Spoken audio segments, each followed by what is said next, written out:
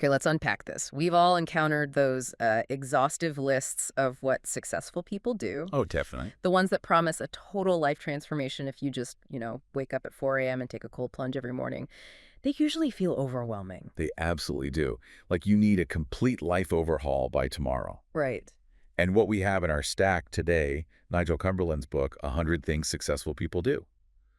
I mean, it's literally 100 ideas, each with The exercises. sheer volume could cause, analysis paralysis. Totally. If you try to implement all 100 on a Monday, you will fail spectacularly by Tuesday. So our mission today, I think, is to cut through that volume and get to the root code. The operating system, yeah. Because the core finding here is that success isn't built on one grand ambition or a single, magic hack. It's built on a system of small, proven habits. Foundational habits. The ones that influence both your mindset and, your external behavior. We're looking for what underpins all 100 of those applications. So if we can distill maybe the 24 most important ones, the ones that govern self-awareness and action, you can apply those across your career, your relationships, personal growth. Without feeling like you're constantly chasing a checklist. Exactly. So let's start at the beginning. And it immediately throws up a classic tension. Okay. But the difference between passion and just pure discipline. Right. The source material starts emphatically. Follow your dreams. It's all about pursuing passions that motivate real risk-taking and lead to meaningful success.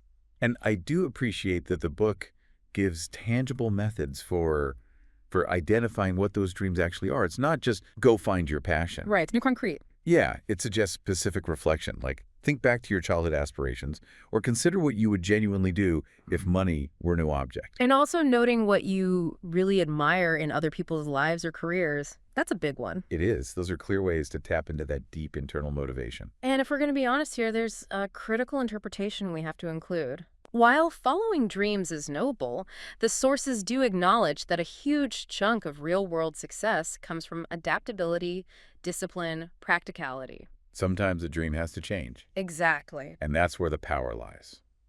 This is where we bring in the idea of the growth mindset, something pioneered by the psychologist Carol S. Dweck. Ah, yeah. It suggests that success might come more from your attitude towards challenges, that willingness to learn and adapt when the first dream fails, than from just, the singular pursuit of one passion. So it's not enough to just want it. No. Yeah. You have to embrace the struggle and the learning involved when the path turns sideways. That immediately shifts the focus inward then, away from the external goal and towards internal management. Which brings us to emotional intelligence. Right. The book highlights the habit of being emotionally intelligent.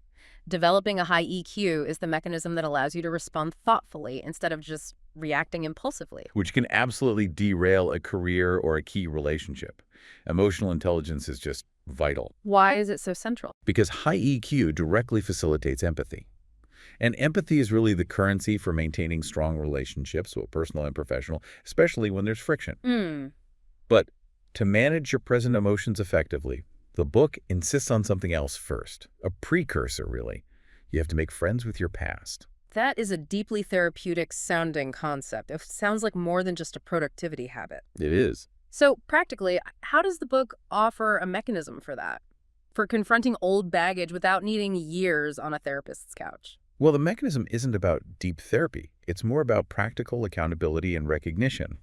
It means coming to terms with past experiences, not ignoring them, to understand how they influence your current behaviors. So you see the pattern. You see the pattern and you strip the past of its negative power. It's the prerequisite for letting go of regret and moving forward so you can operate in the present, free from the drag of that old baggage. Which flows perfectly into the final phase of building that internal foundation.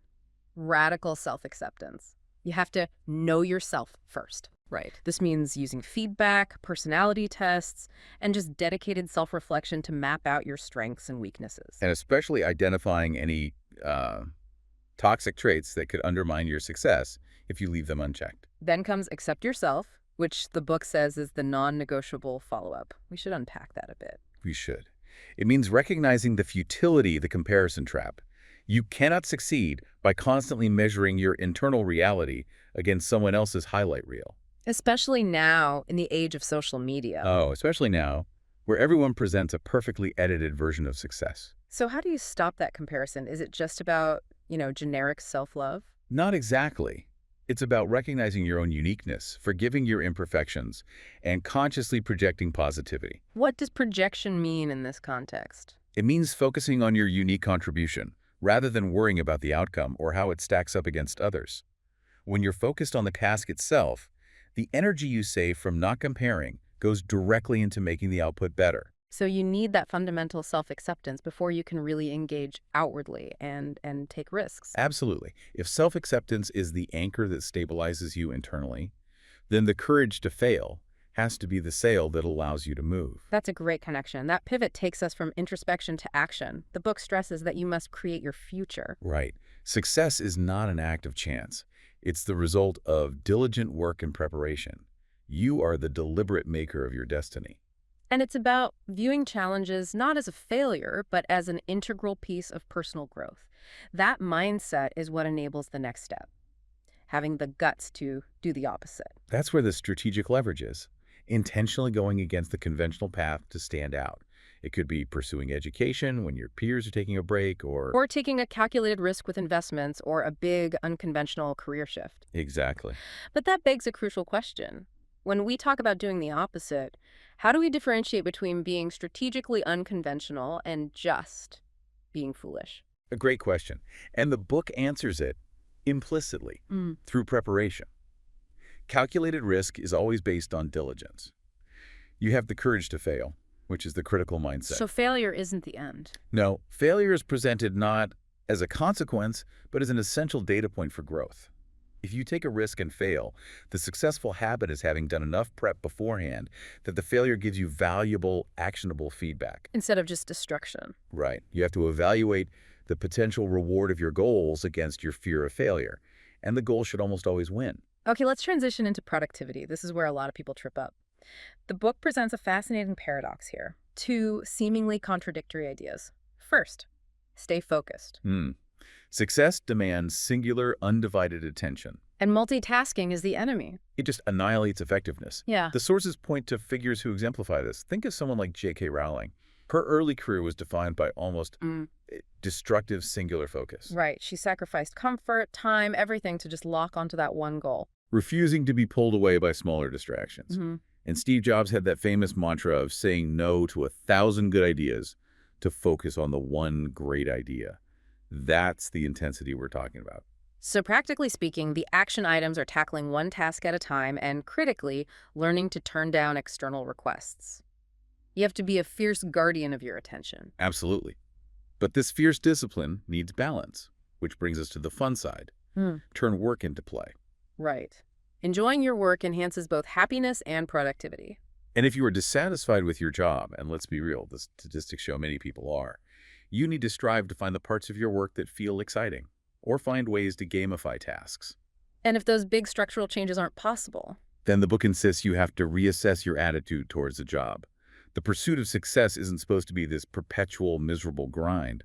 It means aligning your energy with positive engagement. even if that means just mentally reframing a task as a challenge or a game. Exactly.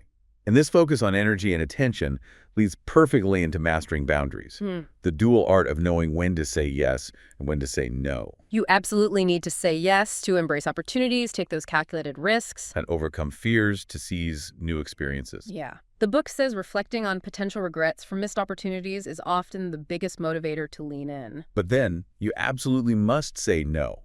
And this is equally important, maybe even more so for long-term success. You have to recognize your boundaries and stand firm on your personal needs. It's how you avoid that trap of over-accommodation. Which completely drains your focus and energy. And the challenge there is often the diplomatic component, right? How do you push back without damaging key relationships? The key, according to the sources, is clarity and timing. Don't offer a vague maybe. Just be direct. Offer a clear, immediate, and diplomatic no, but then maybe follow it up with a practical alternative or a time frame when you can assist. That makes it about boundary preservation, not personal rejection. Okay, moving into our final section. Success isn't something you achieve just once. It's a constant process. This requires continuous development, starting with the lifelong habit. Be a student of life. Right? Learning is a continuous mindset. It transcends formal education. It means embracing all life experiences, even the mistakes, the painful moments, as lessons. So if a major failure happens, the successful person doesn't mourn it, they extract the data.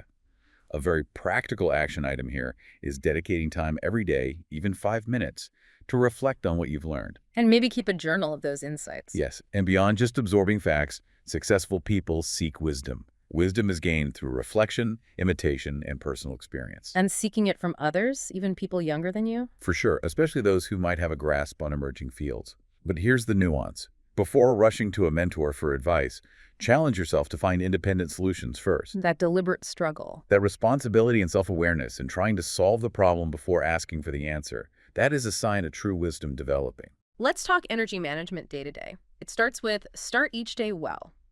Now, the common advice is wake up at 5 a.m. But what about the natural night owl? Does success demand being a morning person? Not necessarily a 5 a.m. wake-up, no. But consistency and intentionality are key. The goal is just to set a constructive tone. To maximize your success opportunities for that day. Right.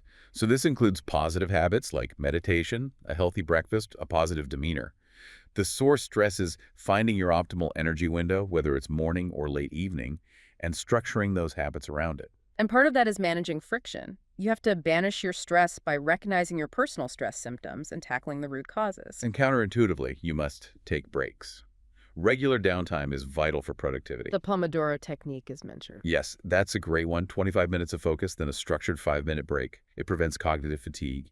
And when you're on vacation, you have to fully disengage. No checking email. Seriously, no checking email. Okay, finally, we turn to the external world, the social ecosystem.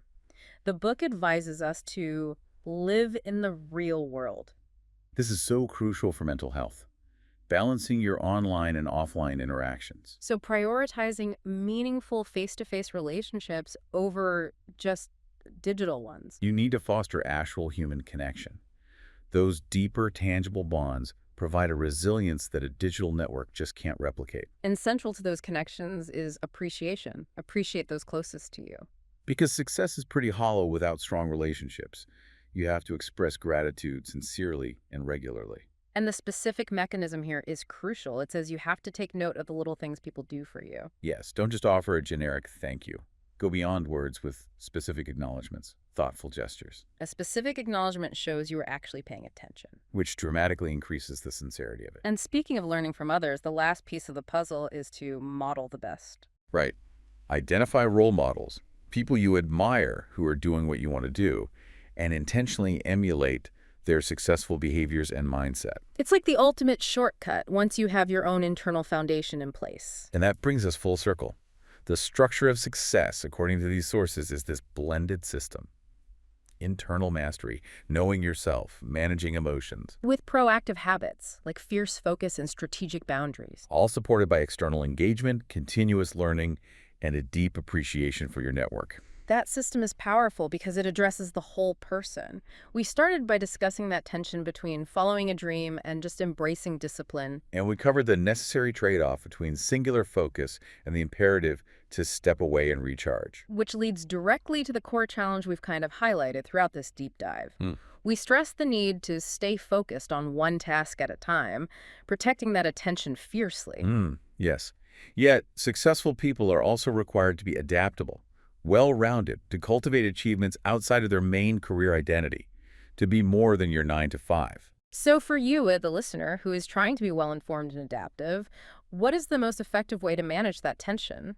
How do you maintain that required singular focus in your day-to-day work while also ensuring you're cultivating that broad, adaptive, well-rounded self? That essential breadth that prepares you for the inevitable pivot, that ultimately is the continuous challenge of sustainable personal growth.